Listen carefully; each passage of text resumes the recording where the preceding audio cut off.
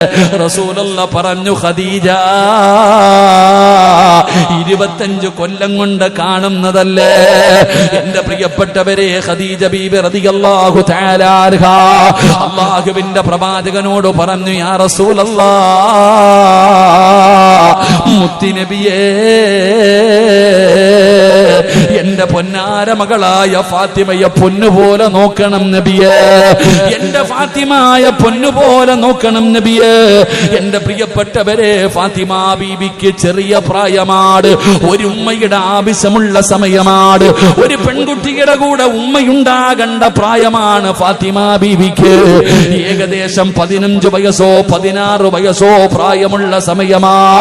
അപ്പോഴാണ് ഖദീജ ബീബി റളിയല്ലാഹു തആല അൻഹ ഫാത്തിമ എന്ന പൊന്നാര മകളെ കെട്ടിപ്പിടിച്ചിട്ട് അല്ലാഹുവിന്റെ റസൂലിന്റെ കയ്യിൽ കൊടുത്തിട്ട് പറഞ്ഞു, എന്റെ മകളെ വേദനിപ്പിക്കരുത്, എന്റെ മകളെ ഒരിക്കലും തല്ലരുത്, എന്റെ പൊന്നുമോളെ പൊന്നുപോലെ നോക്കണേ നബിയേ.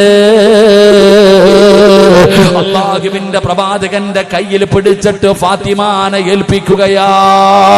അല്ലാഹുവിന്റെ റസൂലിനോട് പറഞ്ഞു, യാ റസൂലല്ലാഹ്, എനിക്ക് പോകാൻ സമയമായി നബിയേ, എനിക്ക് പോകാൻ സമയമായി നബിയേ. ഖദീജ ബീബി റളിയല്ലാഹു തആല അൻഹ അല്ലാഹുവിന്റെ പ്രവാചകനോട് യാത്ര പറയുകയാ, നബിതങ്ങളോട് യാത്ര പറയുകയാണ്. നബിതങ്ങൾ ചോദിക്കുന്നു, ഖദീജ, നീ എന്നെ വിട്ടിട്ട് പോകുകയാണോ ഖദീജ? ഫാത്തിമ കാണുകയാണ്. എന്റെ പെൺമമാരോട് പറയുന്നത്, ആ ഫാത്തിമ എന്ന് പറയുന്ന ചെറിയ മകള് കാണുന്ന രംഗമെന്തെന്നറിയുമോ? ഒരിക്കലും മറക്കാൻ കഴിയാത്ത ഒരു രംഗമാണ്.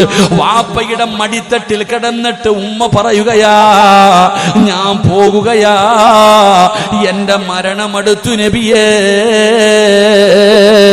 25 കൊല്ലമായി ഞാൻ നിങ്ങളുടെ കൂടെ ജീവിക്കുകയാണ്, 25 കൊല്ലമായി ഞാൻ നിങ്ങളുടെ കൂടെ ജീവിക്കുകയാണ്. പടച്ചവനെ, എന്റെ നാവിൽ നിന്ന് മനസ്സിന് വേദന ഉണ്ടാക്കുന്ന എന്തെങ്കിലും വീണു പോയിട്ടുണ്ടെങ്കിൽ എനിക്ക് പൊരുത്തപ്പെട്ട് തരണേ യാ റസൂലല്ലാഹ്.